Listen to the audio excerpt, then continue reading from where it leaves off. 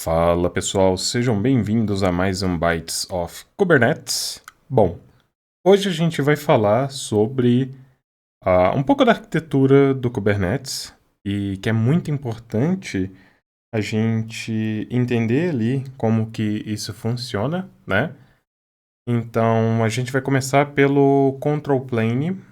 Para quem não conhece, o Kubernetes ele é uma aplicação distribuída, então ele vai funcionar naquele esquema de master, worker, em que um vai ser o responsável pelo papel de coordenação, configuração, envio e recebimento de comandos, status e assim por diante, né?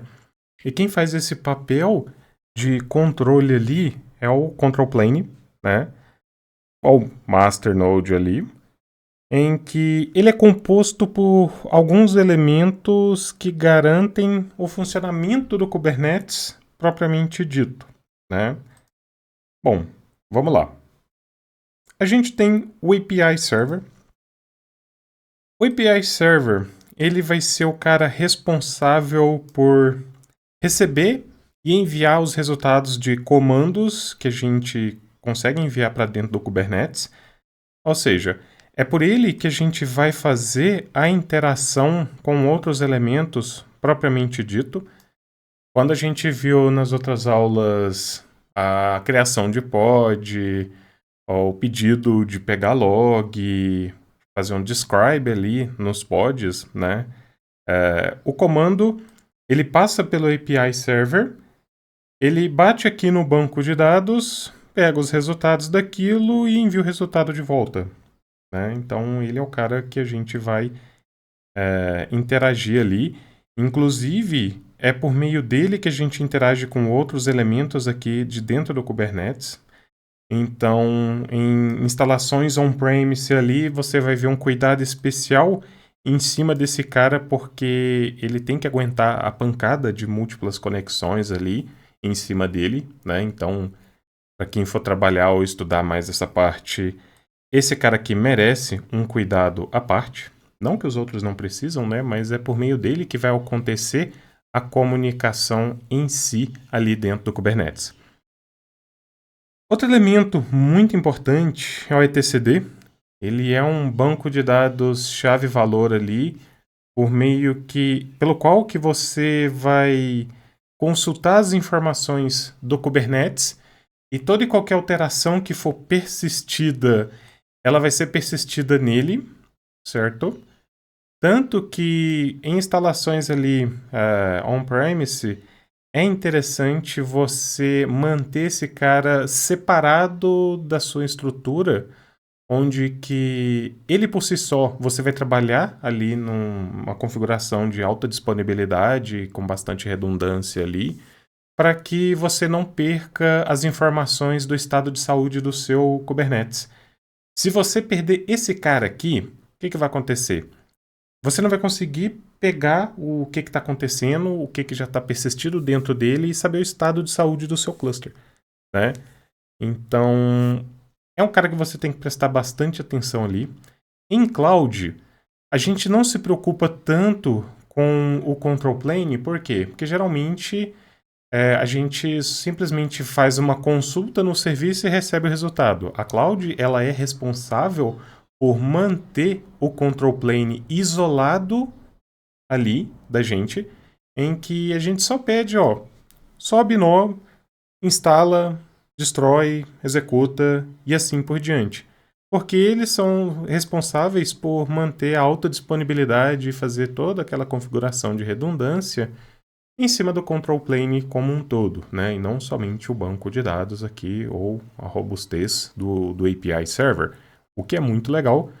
Porém, a gente, né, vai ter que pagar por isso, beleza, mas é um valor muito baixo pela preocupação que eles evitam ali da gente ter que gastar energia. Bom, a gente tem dois componentes ali similares em alguns aspectos, que é o Cloud Controller Manager e o Controller Manager.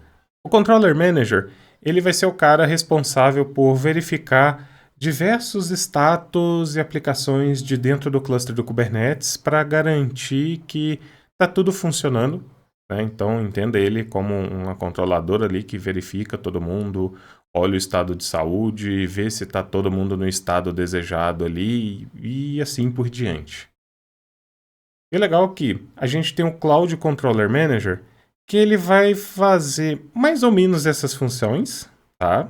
Entenda que ele vai fazer mais ou menos essas funções, porém, principalmente, se comunicando com a API de cloud ali, do que a cloud te oferece ali de acesso da API para garantir que está tudo funcionando corretamente ali, né? Então, você tem alguém, os elementos de dentro do Kubernetes, e você tem alguém que, quando você está usando o Kubernetes em cloud, ele vai estar monitorando para ver se você está com acesso às permissões, tudo certinhas ali, para você poder trabalhar dentro do Kubernetes.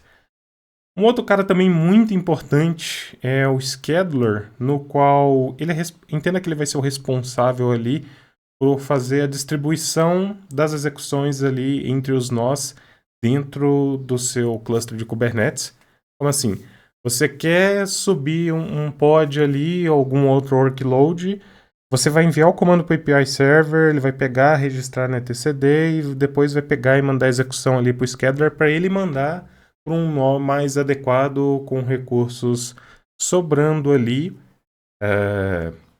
para você fazer a sua execução, né? Então ele vai trabalhar principalmente nesse sentido. E o legal é que, se a gente não controla, né, deixa ali a carga do Kubernetes, ele vai tentar executar do melhor modo possível, distribuir as cargas ali entre os nós, de acordo com o que está programado para executar.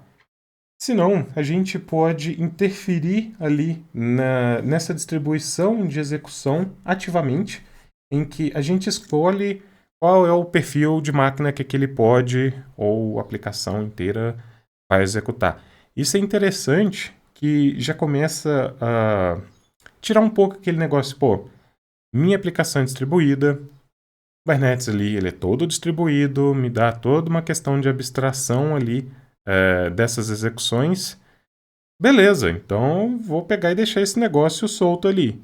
Mas não é a melhor estratégia se você considerar que, dependendo da aplicação que você está rodando, você não tem o controle da quantidade de recursos que ela tem, o número de clientes que você tem pode aumentar ali esporadicamente.